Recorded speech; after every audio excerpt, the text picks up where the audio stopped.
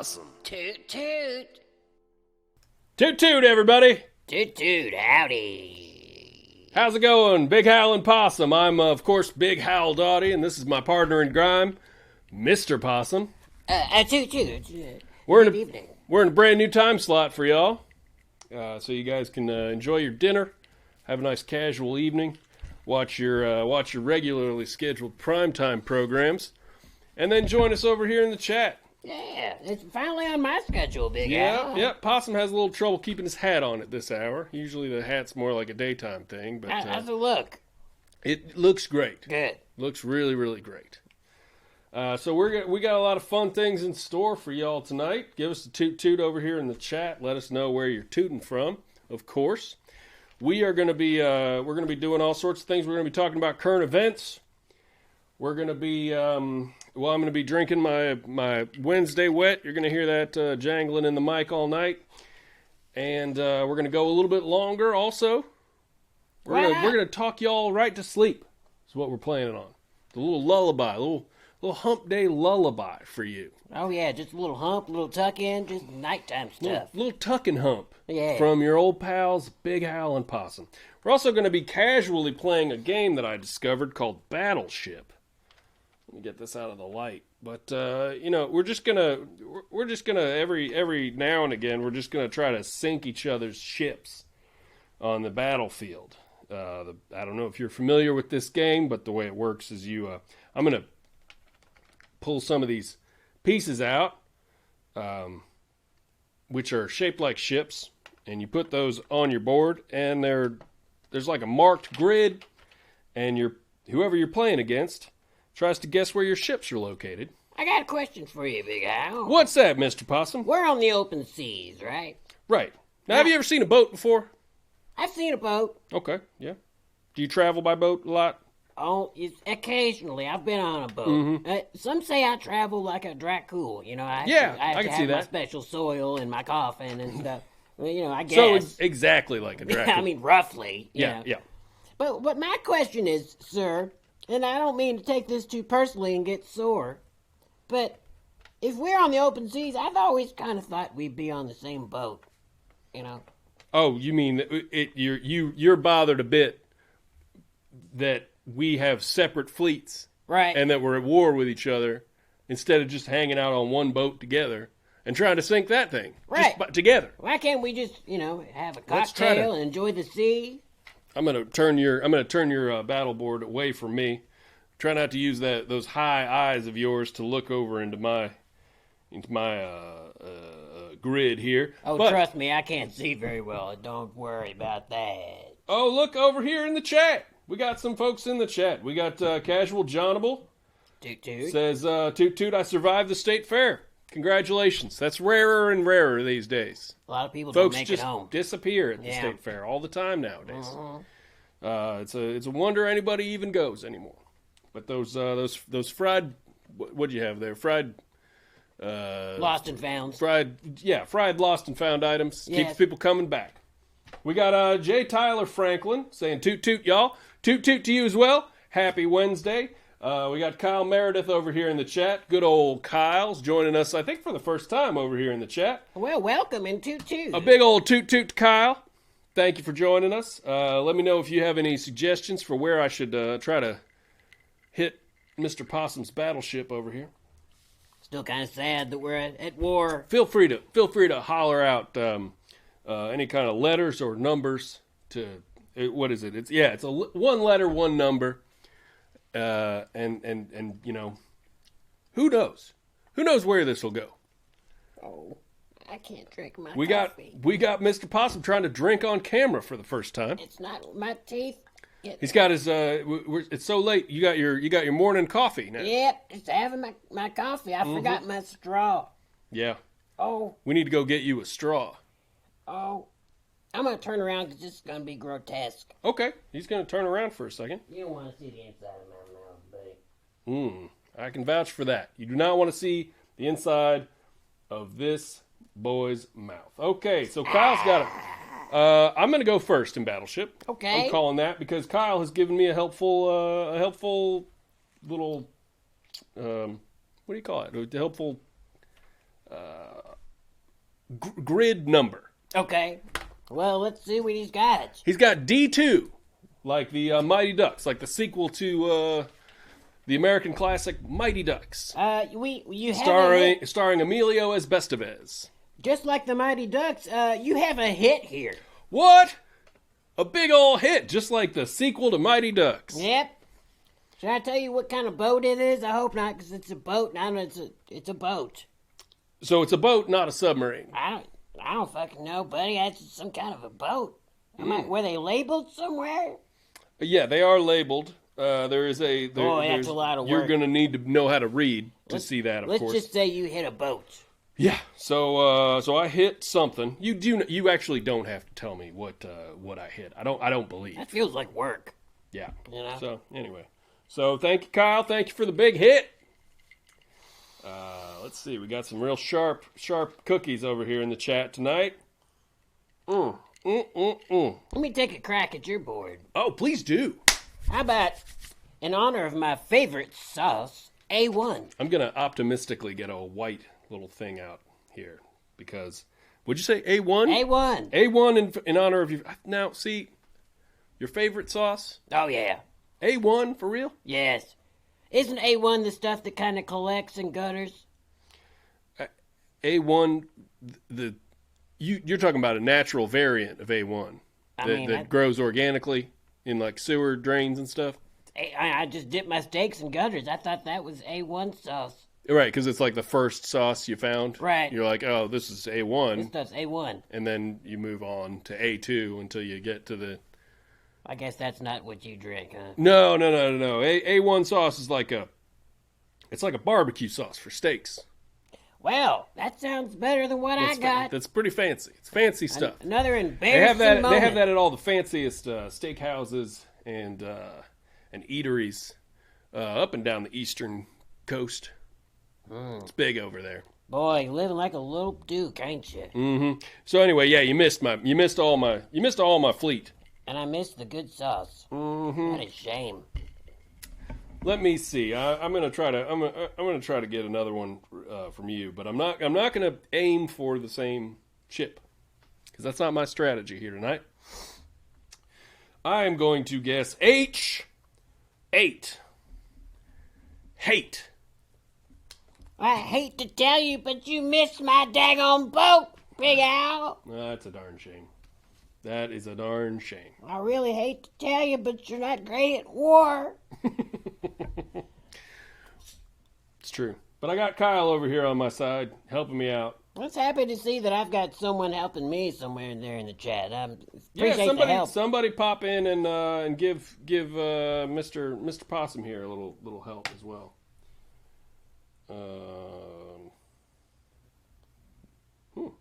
B1. How about that? Oh my God! My wife just sent me a text that I normally I would not have answered a text from my wife on this show. Right, because it's poor show business. It's poor show business. You leave your wife at home. You don't answer the calls. You leave yourself open to your fans. That's generally how it's supposed to go. Right. But she has sent me apparently video footage of a baby possum in our yard. Right now? I don't know if this is one of your kin or something. Let me see. Come on, give me that. Is he? Oh, he's mad. Yeah, I think he's just chilling out. Yeah, he's No, he ain't mine. That's Baby's kids. Right. That's one of Baby's kids. I wish I could pull this up on the thing, although it might be dead. That's hard to tell with possums, though, right? You're not sure if it's dead? It was hissing. No. I'm going to ask her if it's dead. I gotta tell you, being a possum, we're about one step away from a goddamn Edgar Allan Poe story at any given moment. Y'all think we're dead for real. Yeah.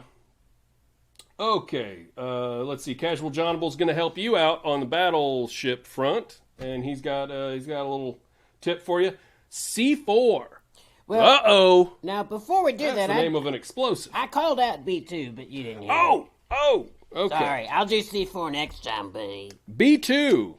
Well, my friend, It seems you are a formidable opponent. For B2 happens to be a hit on one of my ships. Cacao.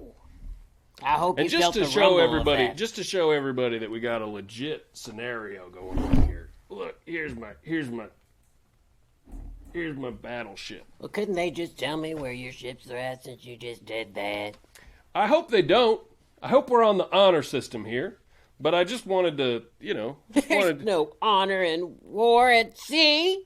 I just shot a missile at your house. They can't see where they can't. These aren't even on. These are below camera. Oh, dude.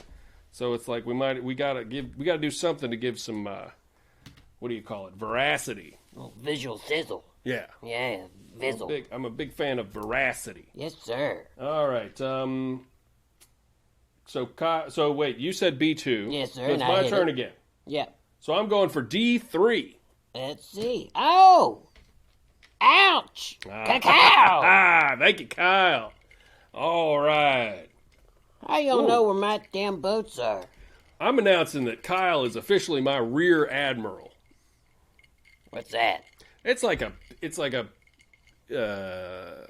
he's like one of the bosses of naval warfare. I see. He's a rear admiral. Oh, well, yo-ho, and toot to you.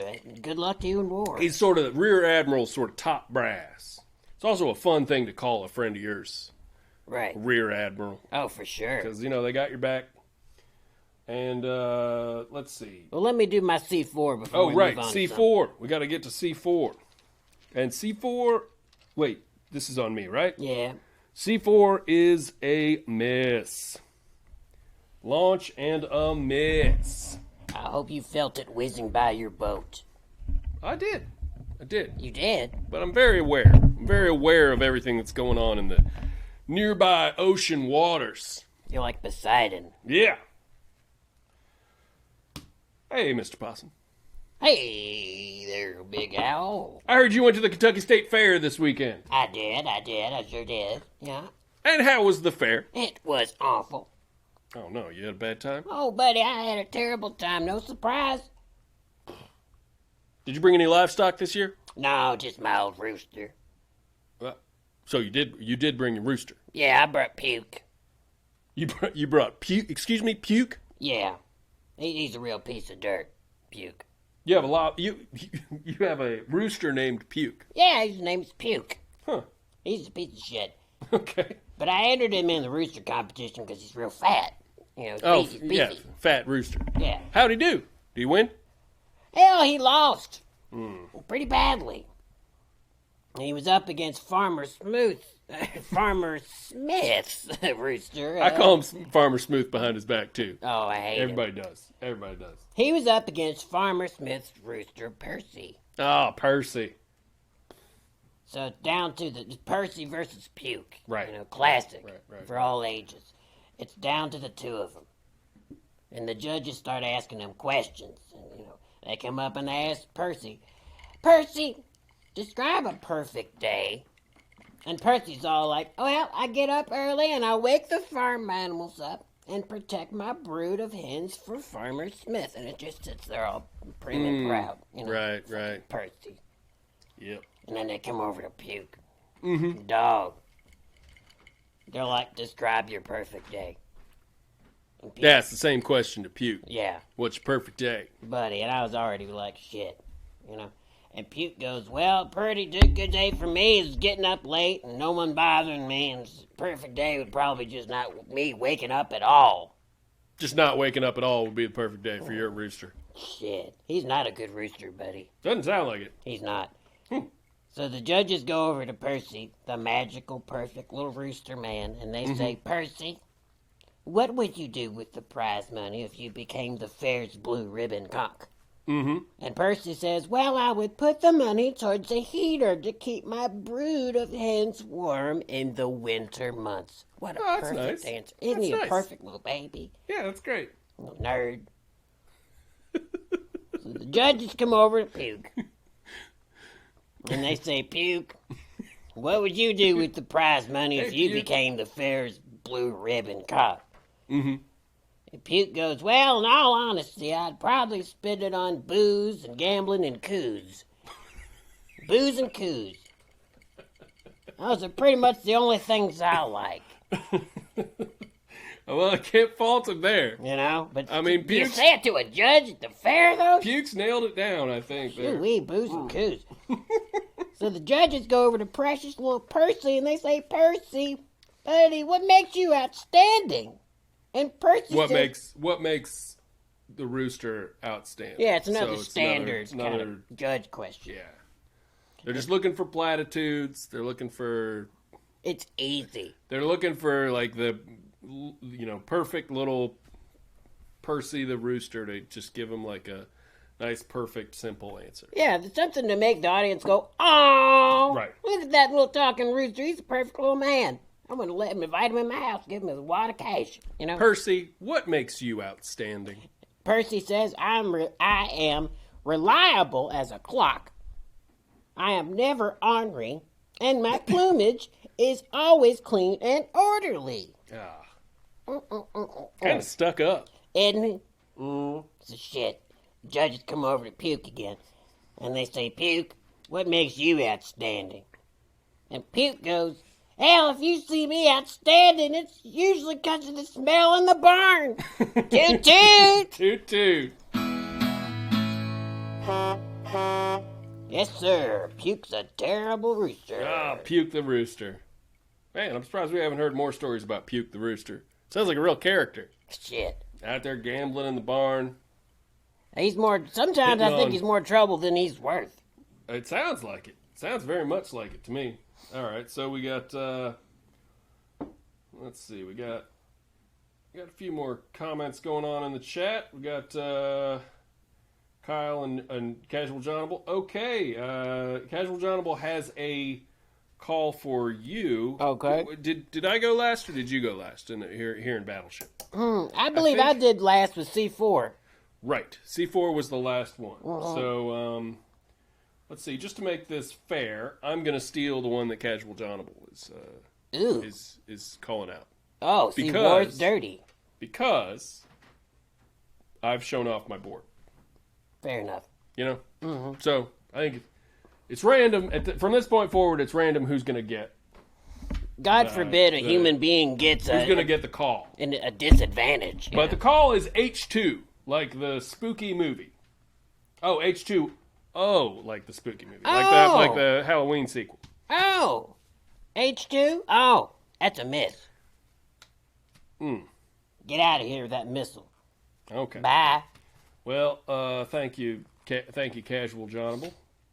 Let's see. What else should we do? What else should we do here tonight? We got, Best believe I'm trying H2 on you because I feel like you're trying to redirect that missile. Puke taught me how to gamble. Oh, I see. I see what you're going to do. I see. That was going to turn into a Battleship comment, but it's not. I see-ven or something. We got a slightly different rhythm here now that we're off of prime time. We're more heading into, sort of lazier hours. I like it. Long nighttime hours. Of course, this is like the beginning of your work day, right? My work day. It's normally when you're getting up, ready to head out in the yard. Yeah. Sometimes start knocking over trash bins. I bury some banana peels in the yard, so just in case I don't find nothing, I get them the next day. So this is usually when I'm digging for nanner peels. But it's good to sit here in this bunker with you, and this desert, and play Battleship. It's fun. Yeah, it's a lot of fun. So I got another text from the wife. Oh. Just gonna keep doing these. Maybe I should just text with my wife the whole time. Yeah, I'll just sit here and play Battleship by myself. Think that would be fun? Sure. All right. So over here in the IRL chat, in the Lifetime chat. So apparently that baby possum. There was a baby possum in our backyard, kin to you probably. Probably. And my wife locked him in the house because she's absolutely out of her mind. And then she scooped it up in the trash bin and put it over the fence. She threw it over the fence, the baby possum. Did she check a pulse? And she Is anybody said, checking a pulse? and she said that she thinks it was just playing dead because it squeaked. Dog. Now I don't know if there's a post-life squeak that a baby possum will sometimes do. No, I don't think so. You think my wife got played? You think my wife brought a living possum into the house? She just played herself. Yeah. But it took a ride. I got to see That's wild. That's totally wild. I wonder if Danny, our dog, wonder how he felt about there being a possum in the house. I feel like he probably didn't like it very much. He doesn't like you very much. Why'd she bring it in the house if she's just going to dump him over the fence? It's a good question. Because I got to say, I used to be a burglar. I used to be kind of a scamp. And what I would do... You like a couple weeks ago when you stole the pie from my house? That's technically Stole the kind pie of off scampy. my windowsill? That's a little scampy. But some of these little guys, they play dead to get inside and case your house. That makes sense. See what you got. So a possum dies in your backyard. You bring it in to have a wake for it. And then it wakes up while you're, baking the casseroles and stuff. It's like, man alive. And then, there you go. And then, boys, your stereo stolen the next week. All right, we got a toot-toot from Jazzarino. Toot-toot. Toot-toot. Welcome to the show. We got, it looks like Kyle's taking off. Kyle's gonna take a shower. So let's all wish Kyle a happy shower. Toot-toot. Get all that grime Rang off your dong. body. Enjoy that thing. And head off to bed with a piece of 1,000 slumbers. Now, as I Big like Hal. to always say when someone abandons my chat in my With show. a piece of 1,000 slumbers.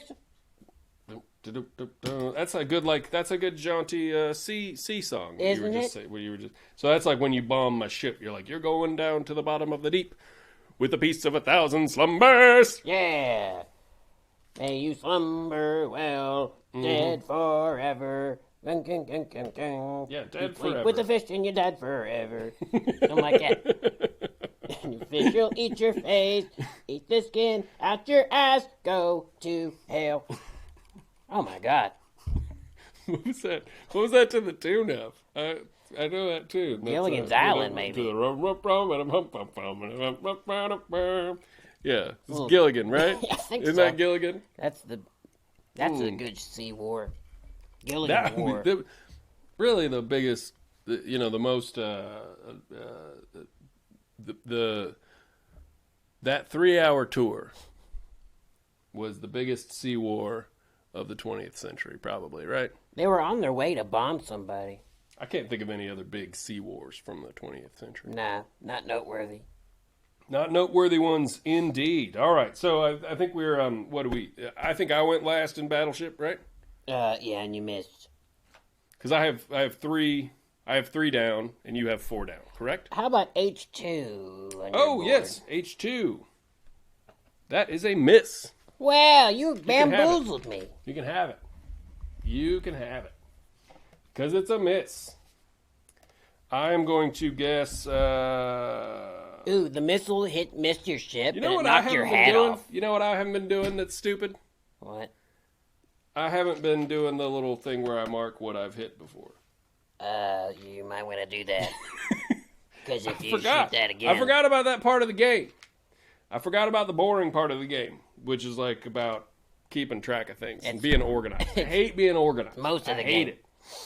I hate it so much. So I got a hit on, what was it? It D2, was, T3. D2. And what 3? D3. And D3. Yep, my ship's on fire. Ooh. This does kind of give me like a ghostly imprint of what your seascape might look like, though. That is handy. Right. It's very handy. Now, where were my misses again? You missed me at at H2. No, you guessed H2. You guessed H2 first, which made me think that you had an H2. Oh, I see. Okay. So H2 and H8 hate Oh, yeah. misses. Yeah. Okay.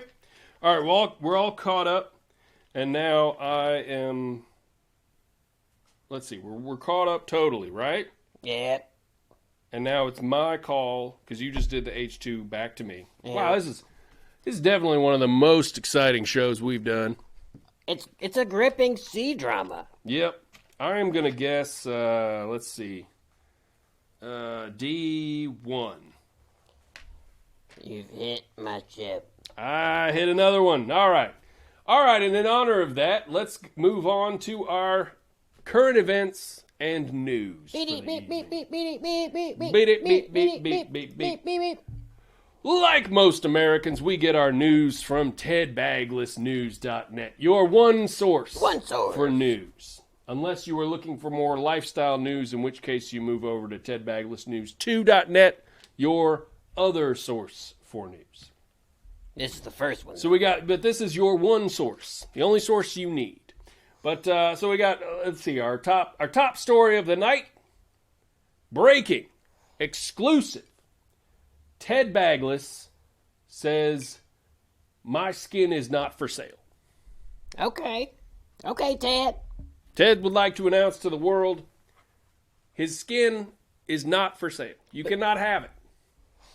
It was for sale at one point, though. He was kind of renting it out. Yeah. Remember you could, a brief period, you could sort of rent it out. And I think he was toying with the idea of a kind of lease to buy scenario with his skin. Right. Because as we all know, Ted had a run-in with some Cenobites a few years back. Yeah. He had to take all his skin off to get out, right? Yeah. Somebody else. Bagless. He left somebody else in there. There was some convoluted scheme that he had to use, some kind of skin switcheroo to get out of the Cenobite labyrinth. And once he got out of that, got his skin back on, he just decided, well, it's pretty handy to be able to just lend my skin out to people, right? So other people can go to the bank for me, et cetera, et cetera. And I guess people are treating his skin kind of rough because it's not their own skin, right? So he's sick of other people wearing it, and he doesn't want to sell it. I guess he's gotten some offers to sell it recently, but so this is his big announcement. He's letting people know. He's letting you and I know that if we had dreams, if we had aspirations, buying Ted Bagless' skin, it's not happening. Well, you know how it is when you let people borrow stuff. It don't ever come back in the condition you let them Never have does. it in. Never does. You know? I have an interesting tale. Uh-huh. I borrowed Bagless' skin once. You did? Yes, I wanted to be Bagless for a day. You know how it said in the magazine ads. Yeah. Bagless for a day. I was like, okay.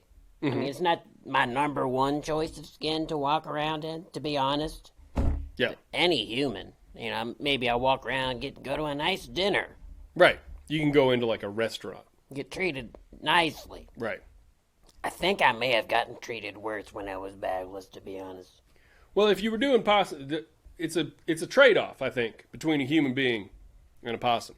Because on the one hand, you can go into a restaurant if you have human skin on, unlike a possum. I did. On the other hand, if you were, say, in our backyard, if you were in my backyard, dressed in Ted Bagless' skin, we'd call the cops on you. You don't call the cops on a possum that's in your backyard.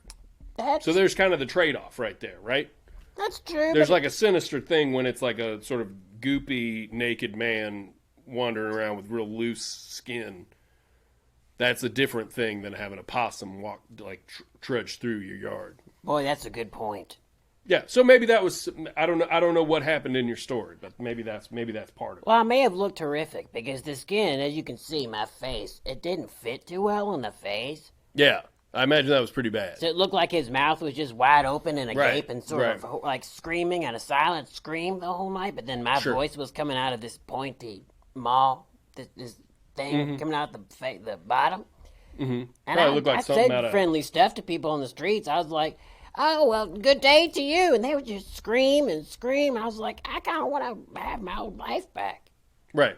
Did you put any clothes on the Bagless? No, it didn't come with clothes. So you were just walking around naked wearing Ted Bagless' skin? Yeah. I did. Huh. I went to a hot dog stand. Takes all kinds. I had a hot dog. Mm-hmm. And let me tell you something. Does sound like quite an image, though. Yeah. It really sounds like a sight. Something out of Beetlejuice or something. I guess I do kind of look like one of them Beetlejuice ghosts. Yeah. Well, I had a hot dog from a stand. They actually served a naked man a hot dog. Sure. And I got mustard all over his chest. Bagless' skin chest. And I couldn't get it off. It was stuck in the hair. I tried to run through a hose to get that mustard off.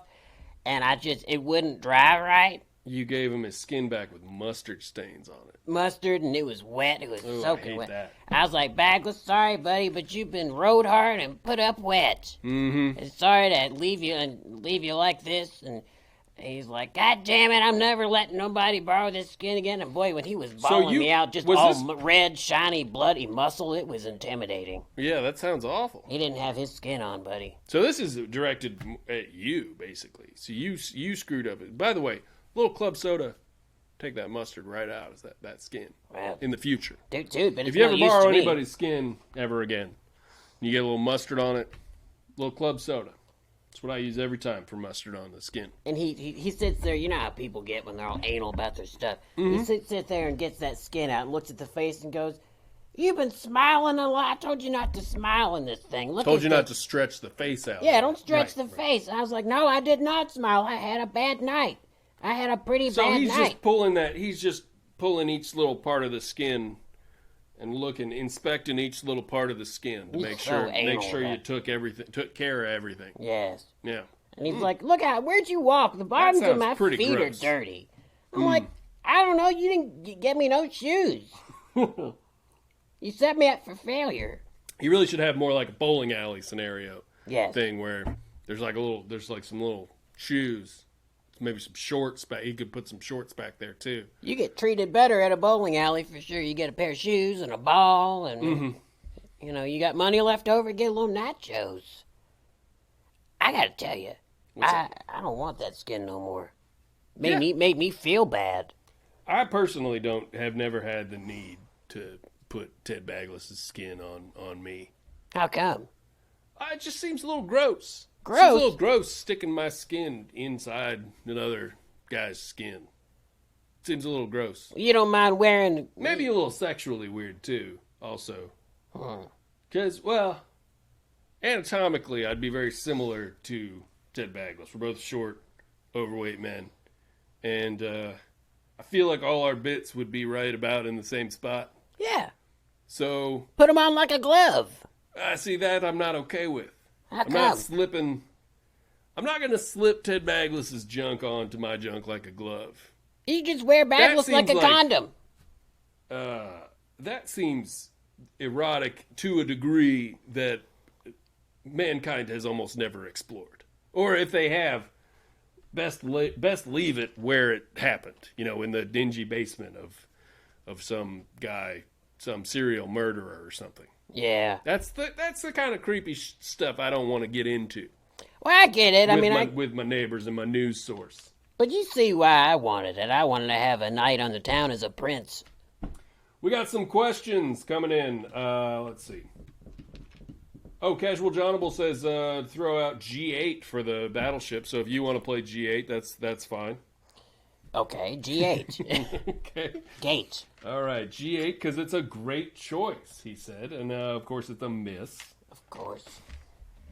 Get nothing so out that one. one's a miss. 2, 3, 4, 5. And, all right, we got Holly Redmond's on there. She's asking, what kind of mustard? What kind of mustard was it? Was it Dusseldorf? Was it Coleman's? Was it a spicy horseradish mustard? Was it yellow French's mustard from the hot dog? It was your classic yellow. Bright yellow mustard. If it was that spicy brown, I probably could have just kind of smeared it around and evened it out and gave him a little tan. He already looks like spicy brown mustard. He does. He's got that kind of speckles on it. Yeah. Okay, so... Classic yellow. Yeah, that explains a lot, because that is a very striking color. Makes you look very jaundiced.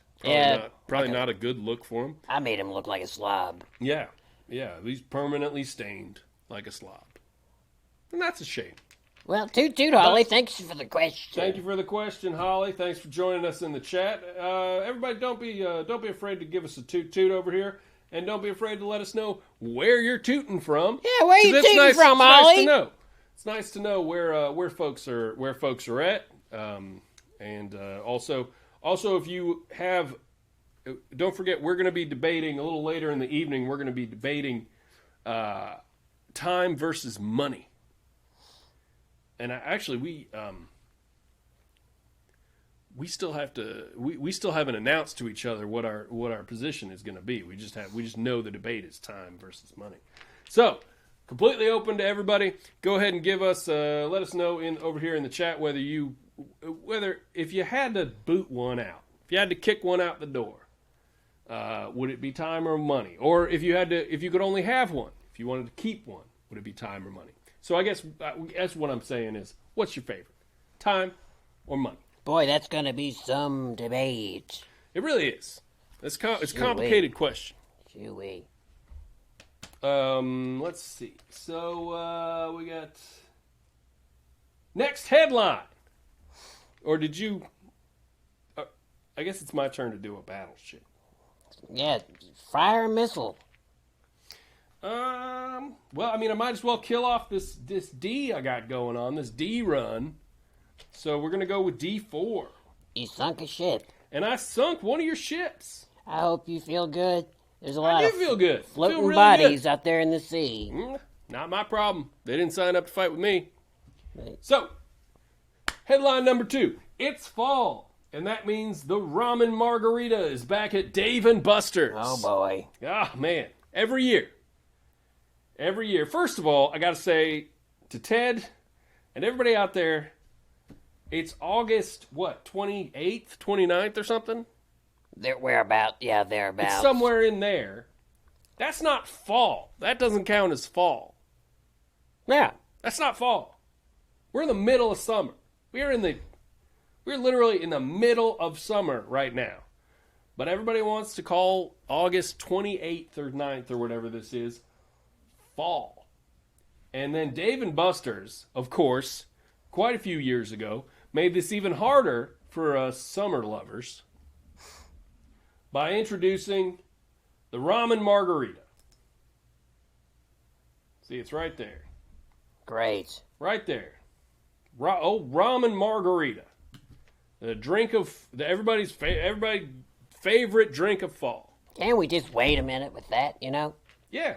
Gosh. I mean, how about you wait until it's actually cold outside, and then you make yourself a ramen margarita instead of rushing down to your local Dave & Buster's the minute they announce that this is back, running down there and eating a hot ramen margarita like right away. That just seems stupid to me. Yeah. Just seems like you're ruining the season even for yourself, and I don't even like fall.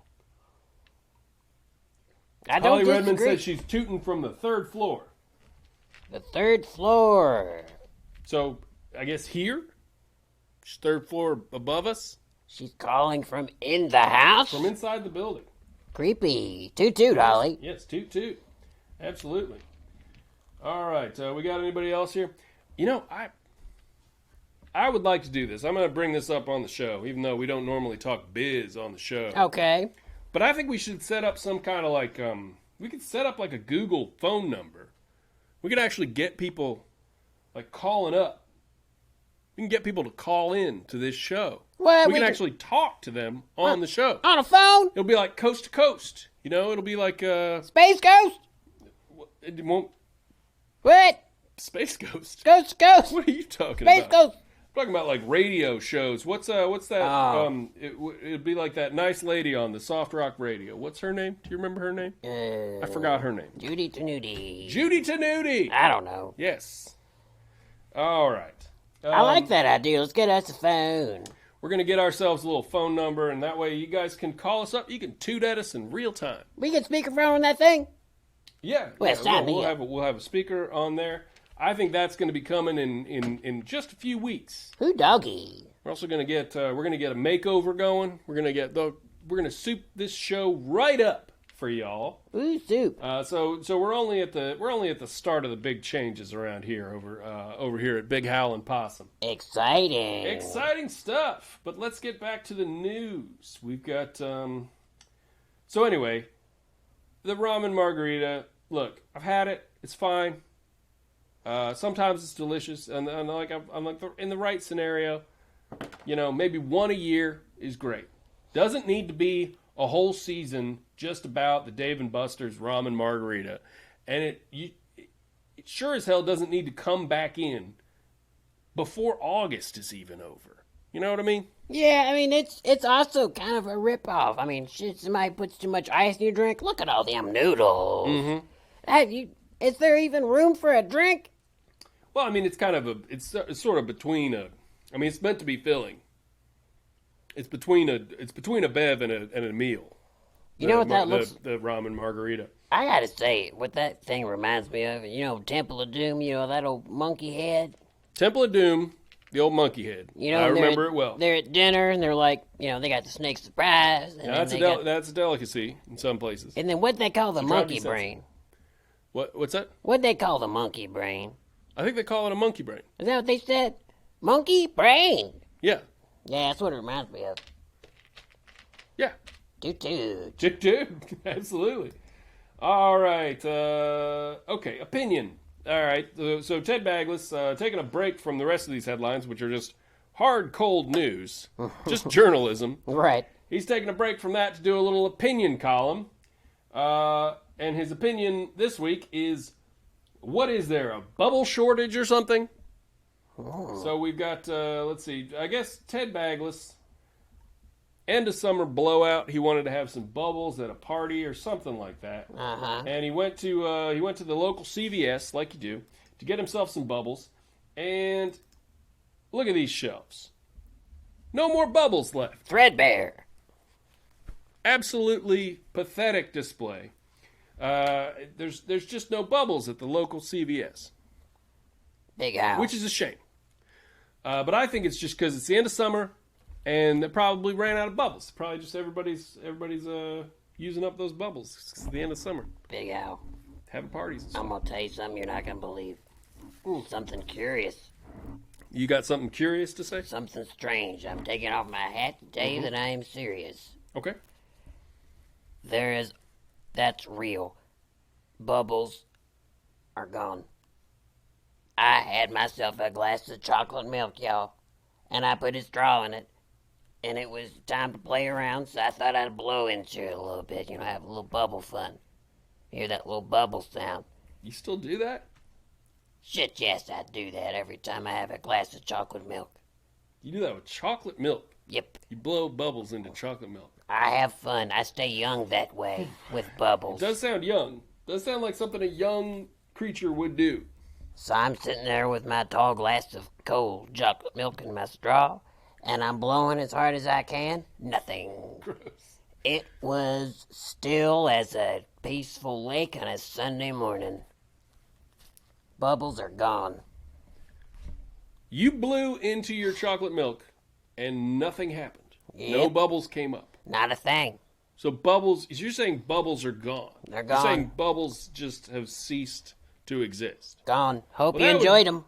That would definitely explain the situation here for Ted Bagless about no bubbles being on the shelves. It probably just, that probably turned into just a bunch of plastic bottles of water. And then they were like, nobody's going to buy plastic bottles of water. Right, and if we'd sell them that, they'll come beating on our doors with torches. Yeah. So they pulled them off the shelves. Yeah. It's a big problem. Think about the problems we're going to have with no bubbles. Mm-hmm. Think about that. You're going to be able to see everybody's privates and bubble baths. What kind? Oh, okay, so that's one. I don't think that's a problem, first of all. I'm okay with that. Let's move into that world. What about you sitting there talking to your mother? She's having a bubble bath, and you're just hanging out. Not anymore. Forget about that. That's not a scenario that normally happens to me. Does that happen to you a lot? Do you hang out with your mom while she's doing a bubble bath all the time? Well, I'm a wild animal. I see my mom naked all the time. But for a human being, oh, God, my mom's tits. It's a big deal. Right. It's all my mom's jammies. Mm-hmm. But, your bubbles usually hide that, and you can just hang out in the bathroom and be like, what are you doing? Oh, taking a bath. What are you doing? Hanging out. That's not actually... I mean, I think that does happen sometimes in movies, but that's not... I think you might be misinformed about human behavior. Think so? Yeah, like we don't just go, oh, it's just a bubble. It does, you know what, you say that, and it does, I can see why you might think that, because it does happen in movies. People just come in and they hang out and their dad's in the bubble bath or whatever, and they're just like talking to them or whatever. We don't do that. We don't, I would not do that. Okay, thank goodness. I don't think like, oh, it's fine that you're wet and naked in front of me because there's some lather between us. What about... Like, I wouldn't hang out with my mom or dad if they just had, like, Barbasol over their privates. You just wait a minute and talk to them after, I guess. Yeah. I got plenty of time to talk to them later. Let's let them sort their bathroom stuff out now, and we'll talk about the other stuff later. But if you've got something important, you gotta barge in, buddy. You're gonna see everything. Right, but that's not the biggest problem with bubbles going away, probably, right? What is it? I don't know. You got to tell me. I don't need bubbles in my chocolate milk necessarily. Well, let's go through it. You can't blow bubble gum bubbles. You can't even call it bubble gum. It's just gum. Boring. Bubble gum's gonna go out of business. That means that's gonna have a butterfly effect. Bubble gum is actually kind of gross too. Now that I think about it, though, I will blow the occasional bubble. But I got to say, blowing bubbles in your milk in front of other people, kind of nasty.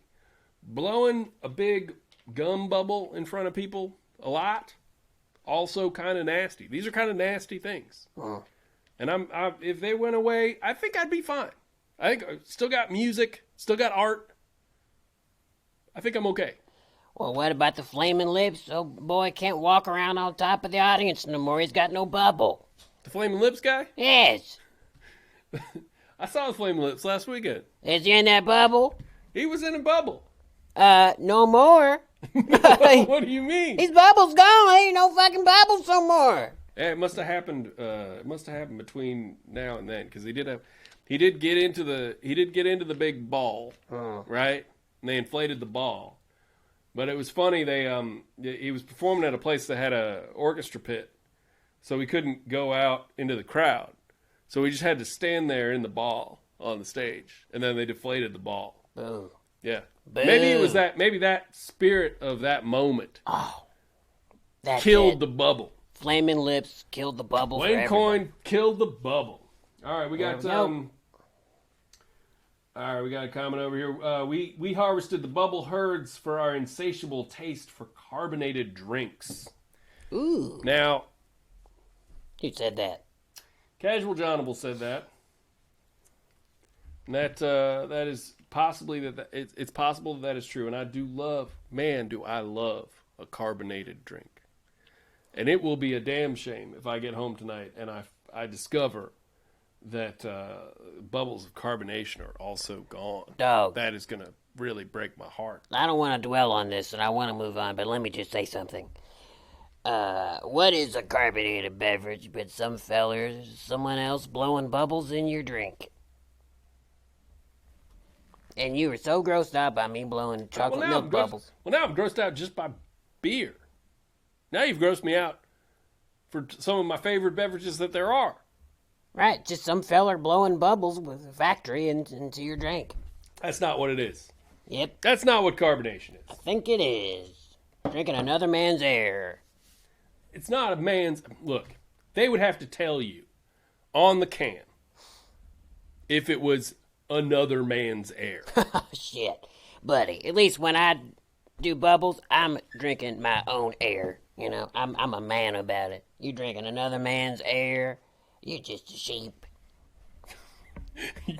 Yeah, I'm a sheep. Just a sheep. I haven't woken up yet. Nah. I'm Night, all right. night. I need to be more aware. It sounds like you're giving me guff here, Mr. Possum. I think you need to carbonate your own beverage. And we got a Guff Alert, folks. Ooh. Mr. Possum here's giving me guff. Yes, sir. Guff Alerts, of course, are brought to you by Guff Alert Hot Soda. Hot soda. The only hot soda that does not require you to heat it up in the microwave. You just shake that can, and in a few seconds, you got yourself a hot can of Guff Alert Hot Soda. Ooh, it's a piping hot a pizza pie. Which also, to say again, Guff Alert, and I can say this confidently as a spokesman for the company, for Guff Alert soda, hot soda, does not contain the breath of another man. Guff Alert hot soda contains 0% the hot breath of another man. So you do not have to worry about that when you drink it. Is it fizzy? It's fizzy. Yes. It's bubbly. I hope it's still bubbly, though we're talking about a bubble shortage here. I'd drink it anyway. Guff Alert soda is refreshing. I think it would...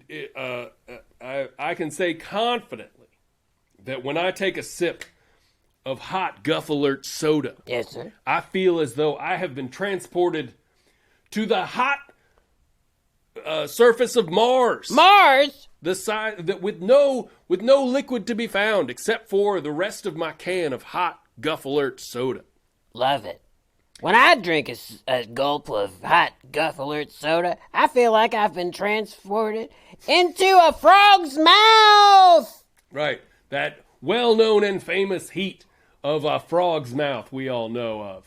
We all think about when we think of heat. They don't open up their mouths but to get a fly. It's hot in there. So it's just got to be hot and stuffy up in that frog's mouth. Oh, frog's mouth stays stuffy. Shit, yes. Right. When I take a sip of hot Guff Alert soda, I feel as though I've been transported into a tanning bed inside a burning tanning bed facility. Ooh! The facility's on fire, and I'm in a tanning bed. That's a good tan and a good nap. Incredibly bad situation. Yeah. Horrifying. Horrifying even. Yes, sir. Be the last tan you ever got. Because you pass out in there. You pass out in the tanning bed.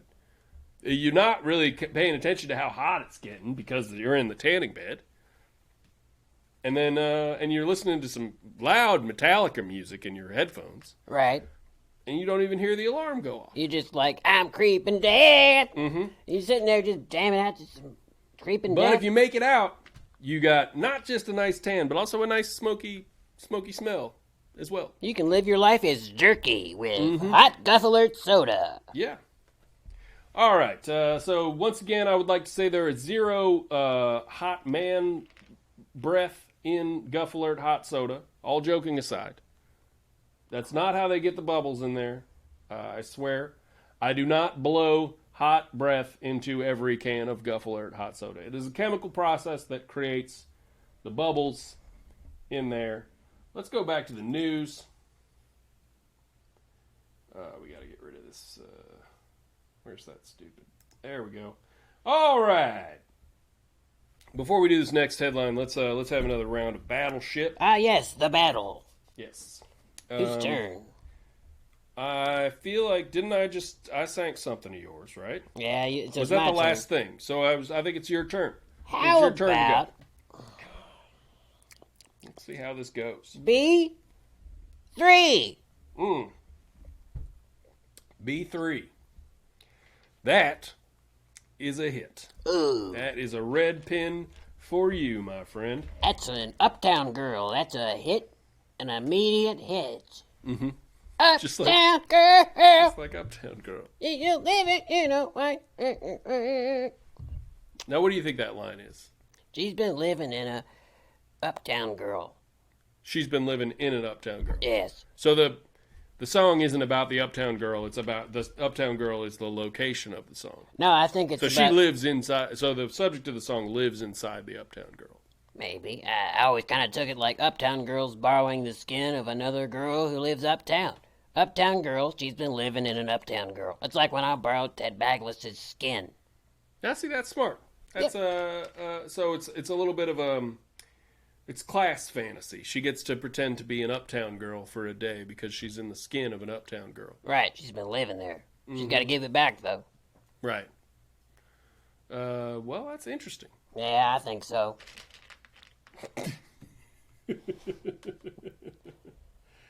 All right, so it's my turn over here on the Battleship. So I'm going to say, let's see, I don't have anything over in this quadrant. So let's say B9.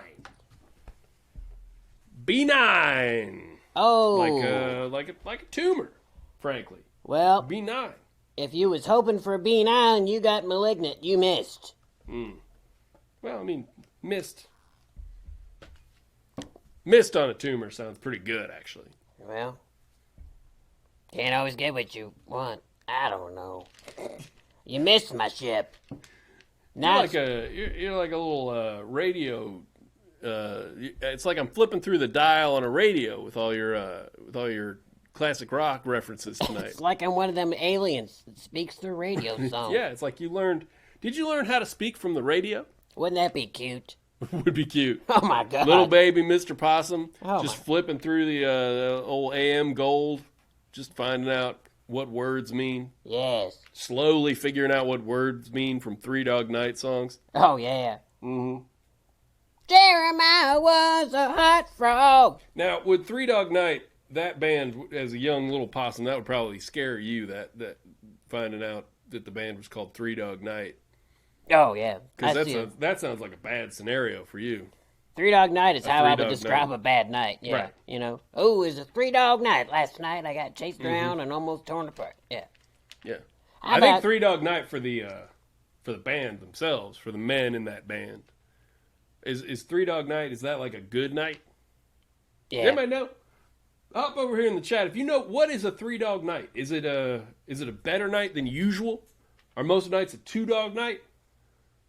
Would a great night be a 4-dog night? Ooh, that's a hot take. You know? Yes, sir. I'm just curious about that. So what is the is a 3-dog night like a real hot night? Is it a sweaty night?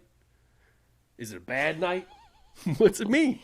D-D-B-D-D-D-B. Oh, incoming missile from Mr. Possum. Oh. B1. B1? B1? Yes, sir. I'm afraid that's a hit, my friend. Oh, that shit's on fire. All right, so... Hey, little baby, it's your daddy home. Your cute little bandana is coming off, my friend. Shit. I got a bad desire. Yeah, you do. You're straight up on fire. You're a mess. All right, folks, don't delay. I'm a mess. Don't delay. Invest in spirit futures today. Oh, so we got Lord. another. So this is another one of his little. I mean, it seems it's forgiving to even call them schemes. I think at this point, right? I mean, this is one. There's another one of Ted Bagless' little cash grab. Things. He is trying to get you. Maybe I should be more. Maybe this is legit. Maybe this one's legit. It doesn't sound stupid.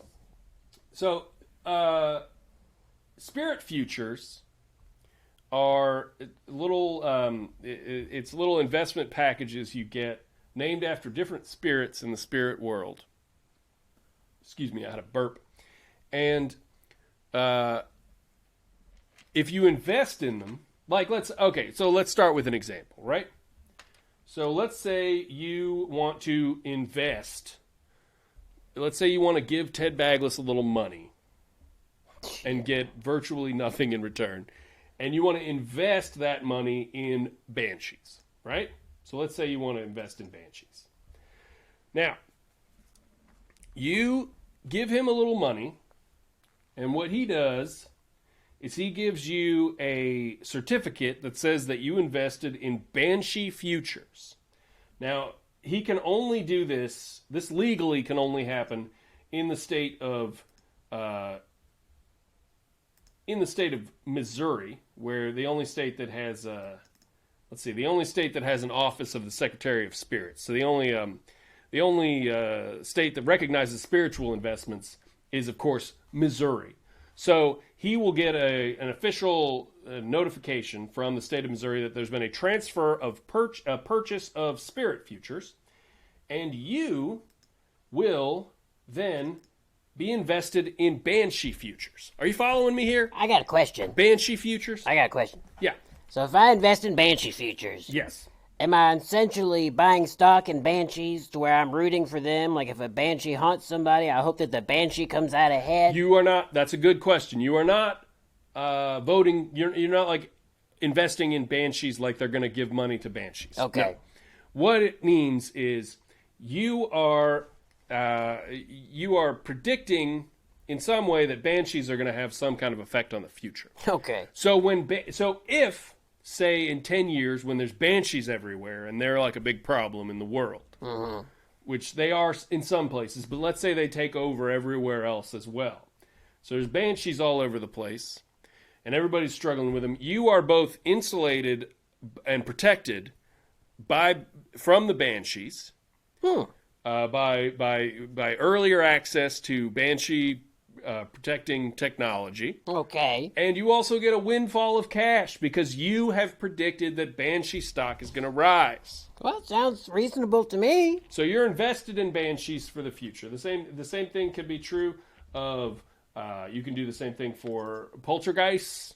If you think poltergeists are going to take off, you can give Ted Bagless some money, and he'll give you this certificate from the state of Missouri that says that you are invested in poltergeist futures, and if poltergeists ever come to destroy your house, you'll basically be able to say, well, this is great. This is exactly what I predicted would happen. I got a question for you. What's that? What's the difference between a banshee and a poltergeist?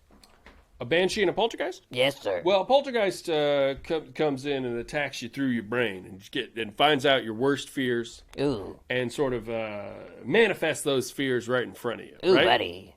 Now, a banshee is sort of a howling, tortured spirit out in the in rural areas that will just come and just grab you and suck your darn soul right out of you. Quick death. Yeah. Oh. A banshee is genuinely horrifying, whereas a poltergeist is sort of trying to game it a little bit, trying to find out what you're scared of, and then creates that for you. Well, okay, it just depends on where you are in your life, what kind of spirit futures you're going to purchase.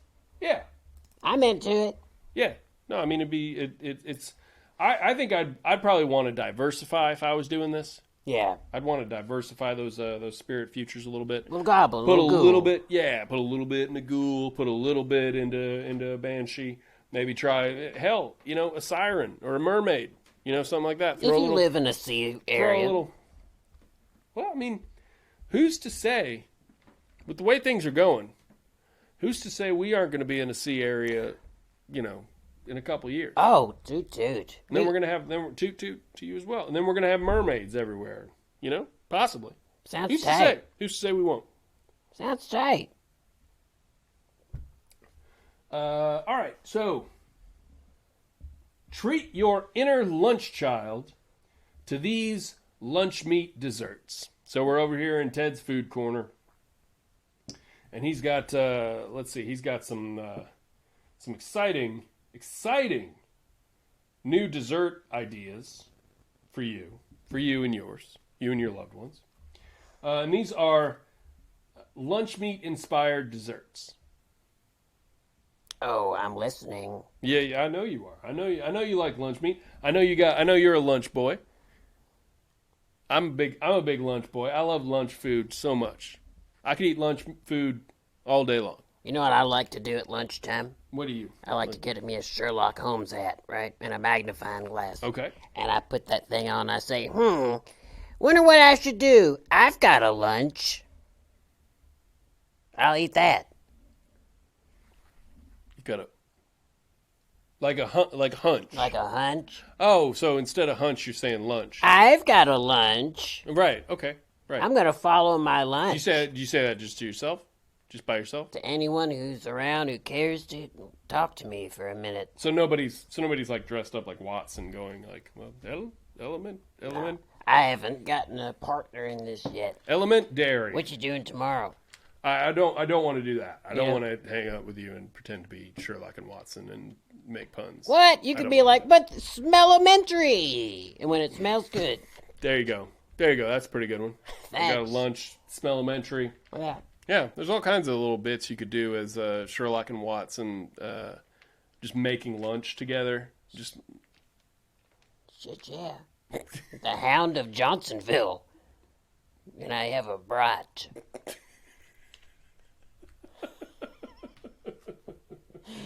The old tale of the Hound of the Johnsonville. Oh, boy.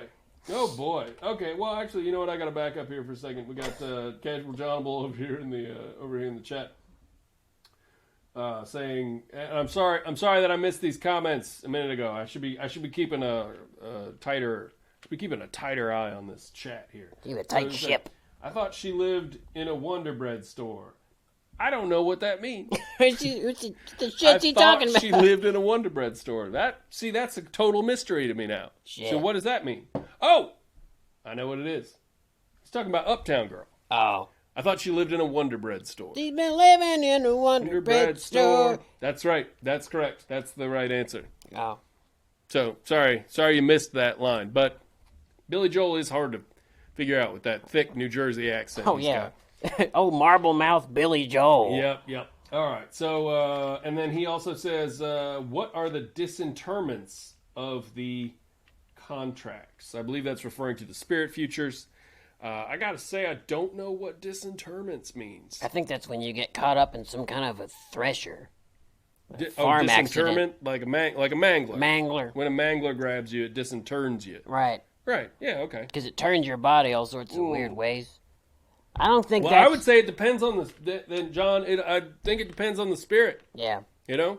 A banshee will suck your whole spirit right out of you, but probably I think banshees tend to leave your body alone. I think people that have been found killed by banshees they're just stony faced, wide mouths, just dropped on the ground face first. Yep, dead from fright. Just boom, you're done. I don't think your body gets ripped up like with a Freddy or a werewolf or a werewolf or a different kind of spirit. So I'm not sure. I think the disinterments depends a great deal on the spirit future in question, and I think you got to do a little research. You got to do a little market research for yourself. Figure out what are the smart investments. Where you're going to find the best. Where you're going to find the best mangling. Toot. All right, but back to your these lunch meat desserts. So it's just some suggestions that Ted Bagless has for like a nice treat you can give yourself at the end of the day. Let's see, he's got some great examples here, like a little like we got a little lunch meat cake here. Ooh. It's got some bologna stars on it. I believe that's a little American cheese, like frosting on the top. Big hell, that's gorgeous. It's just nice. It just looks nice. I mean, it's like lunchtime again at the end of the day. You know, you get through your big dinner and you're just like, let's take a trip back to noon. I like it. I like the idea of it. So there's a lot of good choices out there in the world. There's also look at this. This is gorgeous. You're gonna love this. This is a nice It's a nice bologna cake. Look at that thing. Oh, that's like a 15-layer bologna cake. Yum. Little Miracle Whip between those bologna layers. Fit for a king. Whew. King of lunch. That is a king's dessert for sure. That's a hog's feast. I think we got a little. I think we got some it looks like it's been tubed out, some tube frosted out mustard around the top of it. Maybe like a couple pickles up there on the top, or maybe olives. Looks delicious. Just looks like lunch again. I'd eat the ass out of that. Yes, you would. I'll bet you would. So he's also got some. Check this out. Go to tedbaglessnews.net. He's also got some an olive loaf sorbet that you would love. Sorbet. He's got some corned beef cannolis. Cannoli. Got a recipe for that. He's got some bourbon turkey balls. Try those out. And of course, as the classic American favorite, ham cobbler. Ah, hobbler. Ham cobbler. So that's some little special dessert treats for you. Just a little something extra there from Ted Bagless News. .net. Let's go back to our main screen, and let's play a little more Battleship. Okay, whose turn is it? I think you just sunk mine or something. It's my turn to take a crack at yours. I believe that's true. How Wait, about... hold on. I have fired off 1, 2, 3, 4, 5, 6, 7 shots. You have fired off 1, 2, 3, 4, 5, 6, 7 shots. My turn. But didn't I go first? I believe you just sunk a ship of mine. Mm-hmm. I remember the last thing that was said was, I don't really care. It's not my problem, even though you just bombed me. Well, okay, let's just say that it is your turn. Let's say that. Even though that might be cheating. Oh, who gives a shit? How about I won? I won. Yes, sir. What do you think of that? What a funny thing to yell in the middle of a game. I won, won. said the Cyclops. How about that for a Incredible. Cyclops joke? Is every single one of these little squares got some inadvertent meaning to it? Yes. That's crazy. I'll bet the pros of this game have a real good time. Oh my God. They must have a good time there at the big tourneys. Let's see if we can make a funny. That was a miss, by the way. I lost. Now, let me see if I can get myself a little hit over here. Let me see if I can get myself a little Cisco's thong song over here. Okay. I'm going to go with I3. Oh, more like wrong song. Ah! That's a miss. What a shame. Wrong. How about J4? What can I J you for? J4 is a miss, my friend. Okay. And kind of a stupid one. Yeah. What? You don't say that to people? What can I J you for? I guess not. All right. How about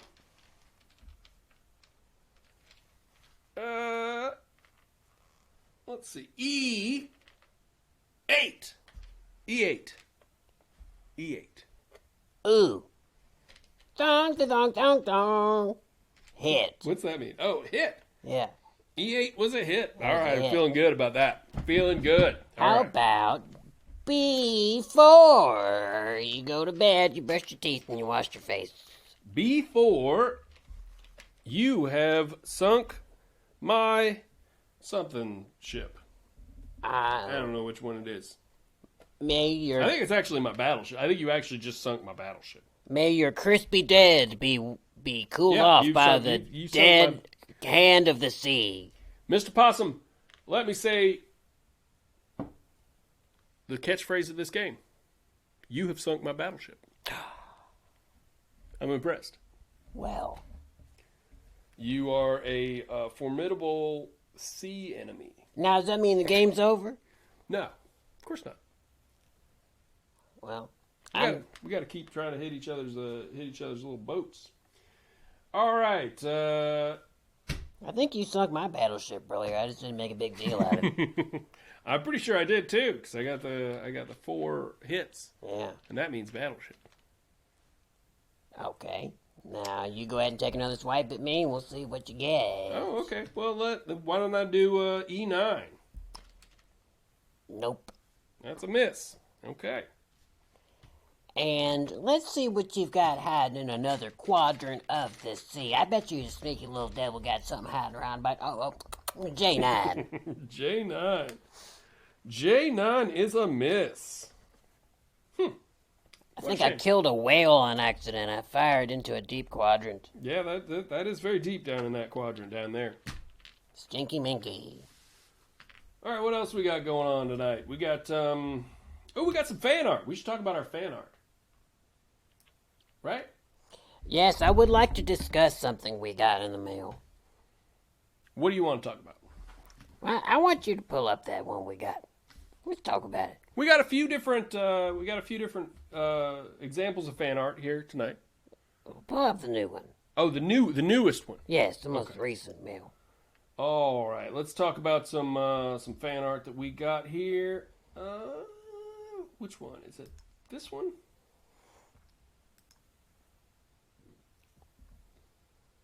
Oh, I see it. Now, there it is. Okay, all right. This is from Casual Johnable. Yeah, Casual Johnable. Thank you for writing in. Thank you for sending us a little bit of art. as viewers at home and our friends over here in the chat can see, we've been sent a drawing of that's clearly Mr. Possum over there on the far left. That's right? me looking like Black Phillip. Oh, from which? From the witch? Oh yeah, that old devil goat. Mm-hmm. Now that's Pizza Bones Jones. You kind of remind me of Black Phillip. I do like to live deliciously. Mm-hmm. I like to drink butter and wear dresses and stuff. Sure. Now, in this drawing, sir, what we've got here is me, and then we wear my hat, and then we got Pizza Bones Jones. That's the skeleton made of pizza crust. And so far, I'm following that's our old friend Pizza. You know, that does look a lot like Pizza Bones. I mean, Pizza Bones Jones, our friend Pizza Bones Jones, doesn't have an ass like that. I think that Johnable's taking a little bit of liberty giving Pizza Bones Jones like a nice thick booty. I think that's what. Those are his hips, Big Hal. His skeleton don't have no booty. That's my point. Is Pizza Bones Jones just flat all the way down? Look at those hips on this guy. Well, it's a rough rendering of Pizza Bones Jones. I mean, it's beautiful. I mean, that's thick. I think I'd be whistling at Pizza Bones Jones if he came over with the hips like that. Hey, shit, yeah, smelling like pizza? Shoo, baby, what you doing? Looking thick as hell and smelling like pizza? I want to dip your bones in garlic butter, baby. Ooh. God. I mean, it's just, I'm a bad friend for thinking this. But I'd probably eat him right up. If those hips were looking like that, those hips were singing like that, if you had dumps like a truck. Here's what I'm confused about. What's this Nicolas Cage talk? Oh, tastes like Nicolas Cage. What's that mean? I've been thinking about that all day. Little speech bubble coming from Mr. Possum. And I know it wasn't today because ain't no bubbles today. Also, it appears Pizza Bones Jones is flipping you off. He's flipping you the bird. You notice that? Maybe. Does that explain the Nicolas Cage part? Tastes like Nicolas Cage. Johnable, you're over here in the chat. Let's maybe have an explanation. Does he mean face off? Like I ate his face off? Or does he mean like tastes like an old drunk who drank himself to death? Or does he mean like tastes like Nicolas Cage, like you ate Nicolas Cage's face off? Is that what that movie's about? Face Off? I guess. It's about you eating Nicolas Cage's face off. Or do you think it's a Ghost Rider reference because he was a skeleton in that? Also, he's giving me the finger, which seems, is he trying to tempt me into eating that breadstick? Okay, there's probably a lot of different interpretations that could go into this. And that to me is what makes good art to begin with. I like that the skeleton has eyebrows that are a load-bearing bone. I do dig that. A load-bearing bone. Structural importance. Right. Yeah. They're just kind of floating out there to me, but the whole thing is kind of floating there. But that's true to Pizza Bones Jones. He's a dark miracle, Okay, so Johnable says, y'all are on point for Face Off. I mean, you did tear a piece of his face off to eat. Gotcha. Now, to be fair to Mr. Possum, you've never eaten Pizza Bones Jones' face off before. No, he appeared to me as a crusty specter. This art it's like creating a little slash fiction, a little special little fan story in which you decide to eat Pizza Bones Jones. So maybe that's the explanation of it. Well, I did have a bite of him when he first appeared. Oh, you did? Yes. Did you eat some of his face? No, I was down low. I ate some of his ankle. He was kind of a bread knob. Huh. Good stuff. Oh, it was good? Yeah, but we used to have kind of an antagonistic relationship. He used to yell at me and stuff, and then I took a bite of his garlicky ankle, and we're we're square. Yeah, toot. All right, so I think I understand a little bit better what's going on here. This is just he's drawn a scenario in which you have decided to take your relationship with our friend Pizza Bones Jones, a man who's made of old pizza crusts, and you have grabbed hold of part of his face and decided to take a bite of it, and you're making a face-off joke in the art at Pizza Bones Jones. You're saying, face-off, tastes like Nicolas Cage, and therefore Pizza Bones Jones is flicking you off. He's flipping you the bird because he both dislikes the joke and dislikes having a load-bearing part of his face eaten off. Yeah, that's it. I think we understand it now. Yep. Well, this has been step one of fan art interpretation, and we have gotten. I think we understand what's happening there. Let's go over here to this next little bit of fan art that we have received here on Big Howell and Possum. We've got, this is from Penelope, I believe. Yes. Now, we might have mentioned this one on an earlier episode, but what we've got here is, we've got, what I see in this is I see a young Penelope on both sides of this piece of paper. There's young Penelope meeting Possum, which she has cleverly drawn an arrow towards an animal-looking thing. Ooh, and I've got sunglasses on. I thought that was an eye patch for a second. Oh, it's just my dark eyes. Could almost be an eye patch, or it could be your dark eyes. With a floppy. You do have those dark, sort of sinister-looking eyes. You've got those. Do I? I look sinister. You do look a little. You've got resting sinister face. Oh, that's unfortunate. And you got those fangs, and then Penelope clearly has. You can see she has stars in her eyes. Oh. On that side of the paper, and then she's drawn a line, as if it's a panel of a comic strip or something. Right. And then in the next one we can see, I believe that's Penelope again, and she is holding her nose over what I am going to guess is a steaming pile of shit. You can see it's like a little bit, it's just misshapen, it's kind of sliding over to the side. It's got a little bit of like just grime and grit in it and just nastiness. So I think it's probably a representation of, I'm guessing between the way it looks and the way it's got that little dollop on the top of it, and then the steam lines coming off of it, or perhaps those are stink lines. I'm guessing that's a pile of physical, actual crap that came out of someone or something's butt. And what's that thing say right next to it with an arrow? It has an arrow pointing down towards the steaming pile of crap. And that says Big Howl. That's you. So she's meeting you and she's starstruck on the one side. She's meeting the possum.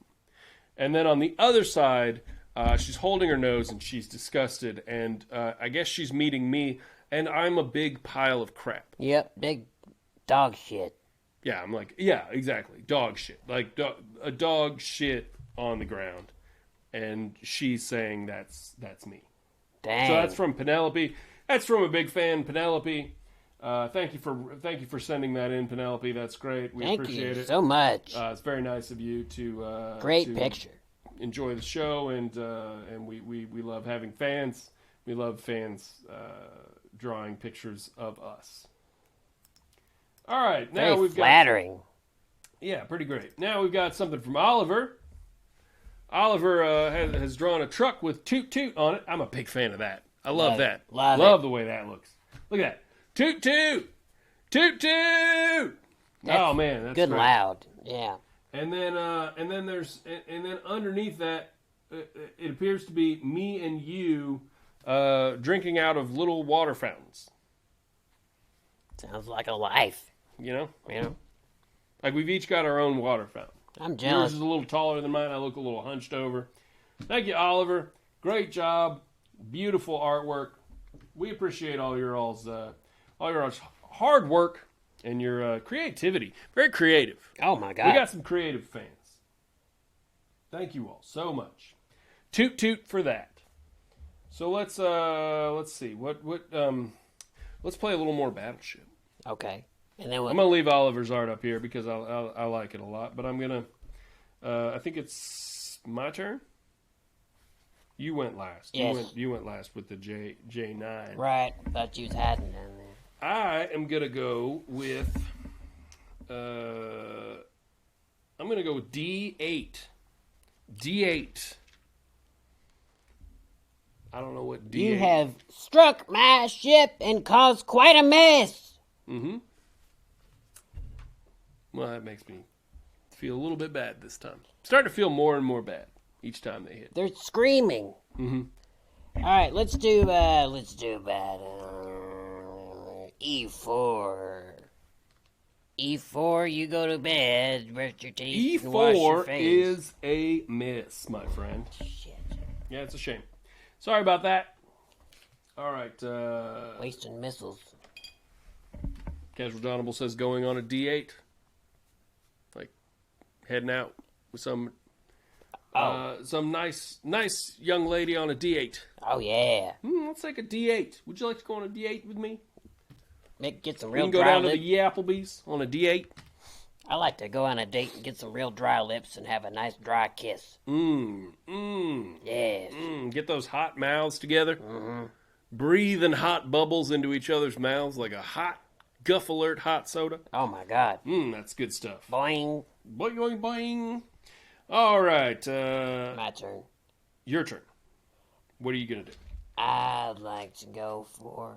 Wait, didn't you just go? No, I just went. Did I? Well, when did E4 happen? Was that before I did? Yeah, no, it's your turn. It is my turn. Yeah, I'm sorry, buddy. My brain is soggy. Okay. So I'm going to say F8. F8, The Fate of the Furious. Remember that movie? You have, You again, go. struck my ship, Yep. and I a lot felt- of I felt important, it. lovely I felt people fell off the end of that boat. They're I rich. mean, part of that boat. They're rich. It was some good, It was like a honorable fancy- poor folks. That was a fancy. That's a cruise ship that you sent out to distract me, and I don't care. Just good people floating I'm dead. just like a little collateral damage. It happens in war. Unfortunately, it happens in war. How about G3? Oh, let's see. G3 is a miss. Shit. Wow. Okay. Should we get going on the debate? Debate. Hmm. You already... Aha. Just a little battleship humor. Debate. Deep impact. I like this. I like playing Battleship. It's fun. Play it every week. Give us a toot if you would like us to continue playing Battleship, because it's fun. Let's get into this here argument. All right, Casual Donable says, are possum ships populated by possum sailors? Now, ooh, wow. Okay, this is a interesting thought. When you think about a fleet of naval sailor, soldiers, do you imagine them all as possums, or do you imagine them as, shaven face, wide-eyed, optimistic, World War II era dudes about to have their lives destroyed? Which do you imagine? I imagine a bunch of doughboys. Doughboys. Just a bunch of white doughboys. So actually doughboys, like made of dough. Yep. Made of Pillsbury canned dough. Yes, and right now you've got a ship that's so fiery it smells like a biscuit. Yeah. Them doughboys is a cooking. Well, I don't feel bad about hitting a ship full of actual doughboys at all. I Yeah. love that idea. Great. If they just a bunch of biscuit, like if it's heating up and they're just flying up out of those tubes, you're busting open those little tubes of Pillsbury doughboys, and they're shooting off into the sky, getting nice and brown and crisp right in that heat. But they don't like it. Oh, they don't like. Well, nobody likes it. Picture the Pillsbury doughboy. Picture him laying on his belly, beating the ground, going, "Oh, my skin! Oh, God!" And you walk up all hungry with jelly on your knife. Mm-hmm. Is that you? Yeah, that's me. War has changed you. I love it. I would love it. Oh man, understand. I would love it if he talked and screamed through the whole ordeal as I'm eating him. Well, who am I destroying? Who's populating your ships? No, these are people. Mine are actual people. Well, fine. Really? I didn't ask to You be in think this that's all war. right? You asked me. Okay. Well, it just means I have to win. That's the important thing here. Because it's literal dough versus, human beings with lives. I say, better a Children. dead man than a burnt biscuit. Thomas Jefferson. Did he really say that? Sure. Did he say that? He loved breakfast food and he Better than valued it. Better a burnt man than a bread biscuit. No, What did he say? He said, better a dead man than a burnt biscuit. Better a dead man than a burnt biscuit. Well, yeah, that's the thing. That's the kind of thing rich guys used to say.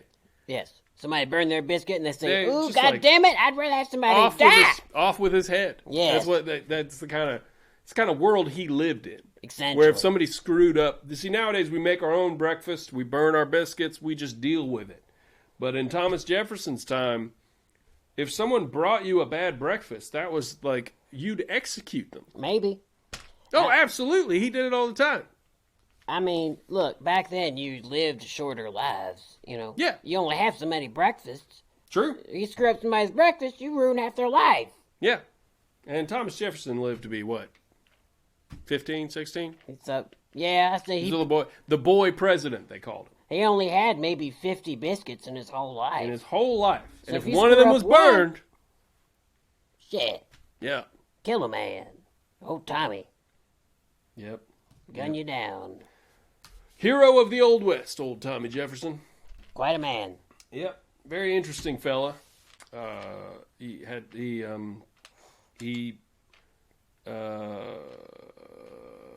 He had depression. Did you know that? Did you know Thomas Jefferson had depression? No, I didn't. I thought he had a temper problem. I didn't realize it was due to his depression. It was melancholy, what they called it back then. They called it melancholy. Seems like he's taking out his anger on a lot of people in breakfast Yeah, I time. mean, I feel like that wouldn't help if you went to your therapist and you said, hey, I've been having some melancholy lately, and they said, well, how many people have you executed lately? You might find the answer to your question. You might find the answer to your problem right then and there. Yep. Sometimes. Just let your slaves go. Quit executing people. Maybe you'll be a little happier. Now, I'm not going to say this to people who are depressed now, because depression, as we know, is a chemical imbalance in the brain. It's not your fault. It's not because of something that's wrong with how you're living your life.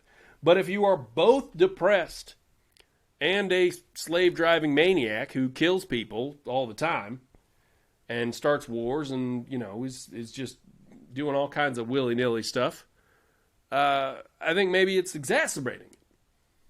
What do you think about that? I think they could be connected. I'd Yeah, say I'm no they're probably doctor. connected. I'm no doctor. You could probably be a little bit happier just kicking back with a Corona and not trying to execute anybody or own anybody at the same time. I say it's worth a try. Yeah. Hey, Big Al. Hey, Mr. Possum. What say we get into this here debate? Let's get into the debate. Yeah, Let's do it. let's do it. You know what? Before we do that though, let's we got a video. We got somebody sent us a video. We have a viewer named Tuber. A guy named Tuber. Lives in Germany. Interesting. Sent us a little video. I'm going to turn up the volume over here on this computer. And let's watch this video from Tuber. Oh my lord, what is that? What's happening? I'm gonna get a little more volume on here.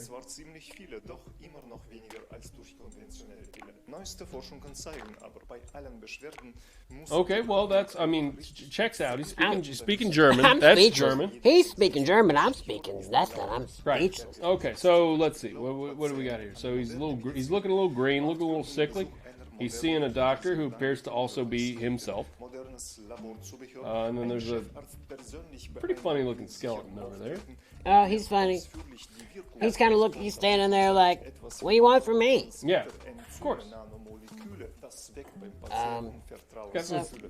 Look at this. No, it's too late. All right. He seems to have cloned himself. egregiously. So, okay, well, we got some, wow, I don't know what to say about this video. This video is crazy, isn't it? No. Oh, it's normal to you? Now, This is regular? what do you find crazy about it? Is this just like you turn on MTV and this is basically what you see? I expect this kind of weirdness from You y'all. expect this weirdness Yeah. from human beings? Y'all weird. Yeah. I don't know what he's doing exactly. This is a little strange. So I think there's obviously some kind of medicine message going on overall. It appears to be a rap of some sort that is medically related. But I don't know if it's about how medicine is cool. I don't know if it's about how medicine sucks. It's always hard to tell with Germans. I don't know if you know this about. Have you spent any time in Germany? Have you ever taken like a little Dracul vacation across the sea, across the pond, and had your little coffin planted in Germany? Sure, yeah, they're dry. They're a dry people. Yeah. Yeah. It's just very hard to tell with the stuff that they're doing. It's hard to tell if they love it or if they hate it. You know what I mean? Well, I think he's just on the internet doing his YouTube goofs.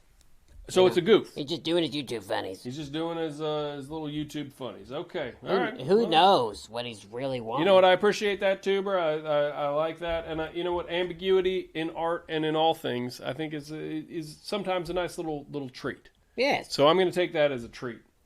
And then let's go over to our debate screen. It's time for tonight's debate. I would like to have a debate. Now we need to put ourselves over the top. I would like to have a debate. I really would. Here we are. Double click it again there. Go ahead. All right. Double click it. And here we are. Here we are. Debating. Like the debates of old. All right, Jazzarino's got a question for you before we get started. Yes, sir.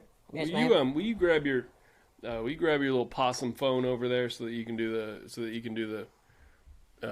the time limit thing on this thing? All right, and while you set that up, Mr. Possum, have you ever eaten German food or German medicine? Have you had German food? I've had mustard. Like a Dusseldorf mustard, like was mentioned earlier? I've had some mustard. I spilled some on some other guy's skin, and but I think the most German thing I've ever eaten was some boogers. It was German. Boy, was it German it up in that Kleenex. Ugh. What do you think of that? Ugh. Gross. I hate that. Gross. I hate that so much. I hate both. Ugh. What? I hate both the way that it was a joke, and I hate that what you said at the same time. Sorry. Awful stuff. All right, so the late night show that as opposed to the primetime show has been a little bit looser. I've had a good time. You had a good time? I've had doing this? a doll of an evening. We've had a little more action over here in the chat, which is kind of our goal. We're trying to like have more of an interactive experience with this thing. So I'm glad y'all joined us over here in the chat. But it's time to get down to business with the debate. It's debate night, y'all, and we are going to now debate time versus money. A lot of people say time is money. A lot of people say, oh, I wish I had time. And a lot of people say, oh, I wish I had money. But we're going to pit them against each other, and we're going to decide once and for all. Tonight is the night. We're going to decide time versus money. What's good and what's bad. One of them's going to be good. One of them's going to be bad. At the end of this debate, we're going to have decided that for once and for all.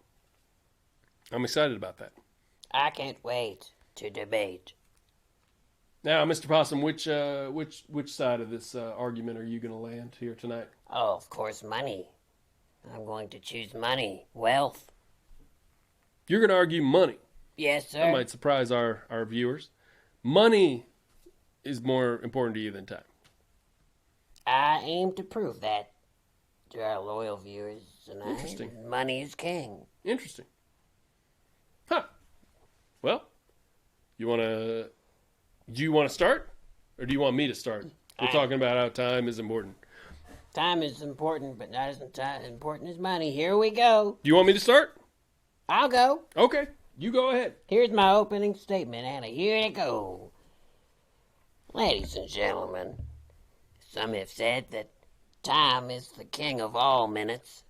But I say you can't even buy a clock unless you got money. Time is not free, is it? No such thing as free time. No such thing as a free clock. Somebody gives you a clock in the street, you just wait and see what he asks for next. Favors, touching, rubbing, maybe some heavy petting. What you should have had is money so you didn't have to earn that clock with some sexual favors. Now, ladies and gentlemen, here tonight I'd like to say that if you have money, you can play with it. You can stack the coins on your table, put on little hats, tell people, go away, I'm doing my work, like the Ebenezer's of old, and you'll seem important. Now imagine if you had a hat on and you just playing with some clocks. Go away, I'm busy. No, you ain't. No, people don't value that. You look more important when you're surrounded by stacks of coins. Thank you, that's my opening statement. Huh. Interesting. That's very interesting. And also very revealing. I think we found out some things about Mr. Possum there. Go ahead and start my time. I'm gonna ease my way into this conversation about time versus money. Now, Mr. Possum has demonstrated, I think quite articulately, the value of having sort of whatever you want. He has presented money to you. He's presented time to you as a commodity, and then money as just having whatever you want. And in my experience, as someone who has a tremendous amount of money, it doesn't really work that way. Now, I don't think Mr. Possum has ever actually had any money. And I think that his argument is coming from a position of someone who's seen money on television. He's seen money in films. He's watched Brewster's Millions. He's seen some of these, he's watched DuckTales. He's seen how lavish one's life can be if one has a big pit of money that one swims around in. But these are fiction. Those are not real.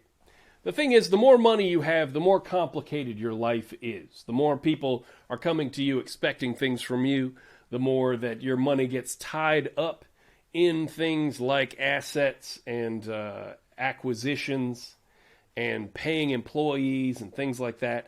And all of that, just having the money, just having the stacks of money around, requires organization, which requires time. And I gotta say, if I could trade some of my lots and lots of money for just a little bit of actual free time, because I do believe in free time, but you have to pay for it.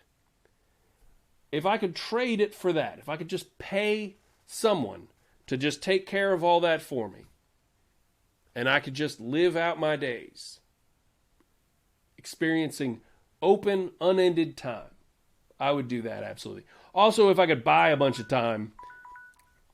Your time is over. Thank you very much for. I wish I had a little bit more. Oh. How about this? How about I give you $5 right now, $5 cash, and you give me 30 more seconds. This is a trick. Yep. It's a trick to see what I value more, money or time. Yeah. So are you going to take it? I would like to do my rebuttal, and I will address that. Okay. Okay. How many? You got 2 minutes for the rebuttal? Or 1 minute? 1 minute. I think it's like 30 seconds 30 for a rebuttal. Shit. Let's not worry about it. Let's just have an open conversation. We got a little bit of time. Look. We got 10 minutes. I'm not going to fall for your tricks. Okay. Little devil trying to get me to change my position. My time right now is to argue the value of things, and I'm not going to be bribed out of nothing. Now look here. Big Hal is coming here talking about the value of time, but he's got a lot of money. Mm-hmm. And I will make this argument. He smells good. Yeah. He smells real good. He smells like a man. Yeah. Well, wait. What does Now, that mean? the more money you have, the better you smell. Now, this is the truth. Mhm.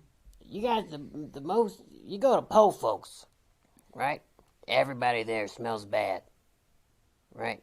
You go to some rich guy's house, it smells good. A lot of colognes, a This lot seems of like a perfumes. subjective thing to me, actually, I gotta say. Rich I've- people smell better. I've spent, as a person with lots of money who spent time with people who don't have a lot of money, I gotta say, some rich people smell just god awful. And some poor people, even if they don't smell clean necessarily, they still smell like, they smell like nature or the earth or something. And that can be nice. I think that smells are important. Good stink lines. The kind of stink lines that make poetry. Well, I know smells are important to you because you got a huge nose and tiny little beady eyes. You give me all the time in the world and say, go clean yourself up and get a job. I ain't got money for no soap. I ain't got any money for no water. I'm gonna smell like shit tomorrow and I ain't gonna get no job. You give me a little bit of money and barely any time at all, buddy, I can make that work. Get me a job, better myself, get more money, play with that money, get lots of ladies, put some apples in a barrel of cologne and dunk my head in there. Bob for cologne. And you think that's how that's going to go? If I give you a little bit of money instead of a little bit of time? Gonna smell better and better. Gonna buy a barrel of cologne. Mm-hmm. Can't wait. So you think cologne requires a tremendous amount of money? Buy the barrel. You don't think people can just get a little bit of, cologne comes in a jar that's supposed to last you like 10 years. You know that, right? What? Like they're big, cologne comes in them big jars. How much? It's supposed to last you like 10 years of your life. 10 years? How's the cologne business Speaking stay of in business? Speaking of which, can you imagine anything sadder than, let's say I go to the store, right? And I buy my favorite cologne. And as we've discussed previously on this show, I like to balance my personal musk with my cologne.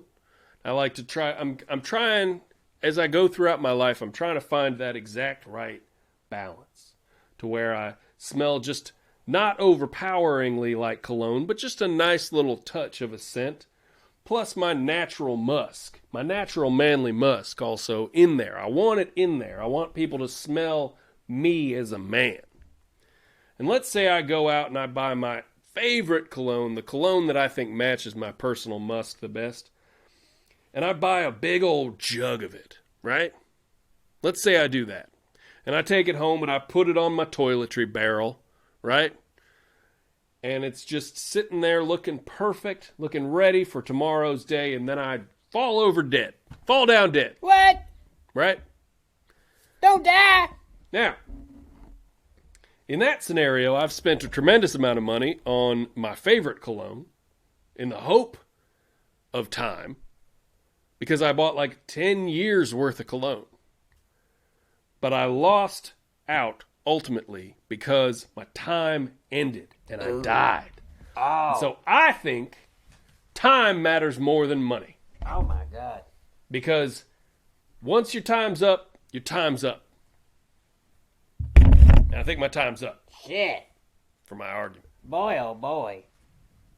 So what do you think about that? Powerful argument.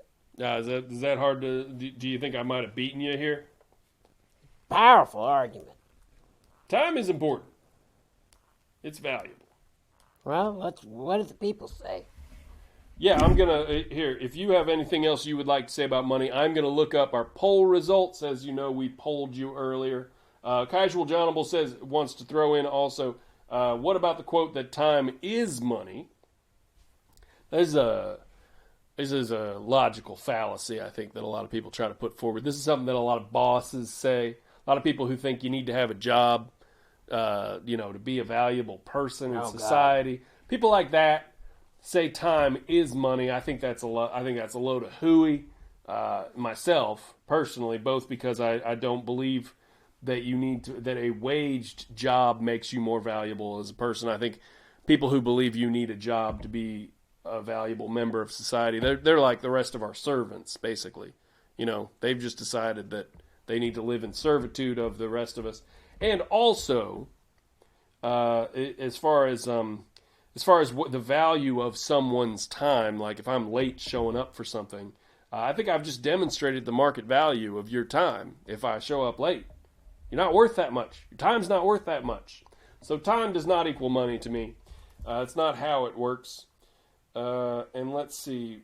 Pull up this here. Let's find out what the Facebook numbers are over here. Unless Mark Zuckerberg has shadow banned us. Shadow ban. You know? Because that happens. He might not have... You know, he's a capitalist. He might not want us discussing time versus money. Let's see. Where's our poll? I bet he smells good. Where's our poll? Ooh, boy. What do you We got think? a big old 4 votes on Facebook. Ooh, wee. Zuck did shadow ban us. And I don't know how to... I actually don't know how to... I'm going to... What was I arguing? I was arguing time, so... Oh, shit. 100% for time. Oh, my God. Every single vote for time. Well... Now, let's see over here. In Twitter, in the old land they call Twitter, looks like, okay. Looks like 100% for money over on Twitter. With 1 vote. Boy, oh boy. With 1 vote on Twitter, we got 100% money. Was that you? Did you pop over to Twitter? You got a Twitter account I don't know about? I ain't on Mr. Twitter. Possum? I don't tweet. Charlie don't tweet. Yeah. Boy, oh boy, social media what do you loves think? us. It's all right. It's all right. Social media is terrible. You know what? A lot of people these days aren't really It looking at sucks social away media. your time and doesn't give you any money. That's what it is. Shoo-wee, toot-toot. Toot toot. Let's have a little debate roundup. Toot toot, everybody. Give us a toot toot over here in the chat if you enjoyed the debate. Did we land on something? I feel like time won. Yeah, time one. Time won. Okay, toot toot. Here's the time. Time. All right, that's been a fun show of Big Howell and Possum. Thank you for tuning in. Thank you everybody over in the chat. This is a fun night for chat. I got an idea. What's your idea? This is hot. How about we keep these battleships open just right here, undisturbed, and we just see it next week. Continue the battle next week. Yeah. And we'll promise each other that we're not gonna look at it's pretty obvious. We'll kind of close them a little bit. How about that? It's pretty obvious like where the boat is if you look at it. I'll put my hat over mine, and you put your hat over yours. You know what? That's great. I say we do that. Adorable. We'll continue this game of Battleship next week. As always, I have been Big Howl Dottie. And I've been a possum. This is my partner in crime, Mr. Possum. Now, I would like to say I've been forgetting to do this. And now I have to sneeze. Here it comes.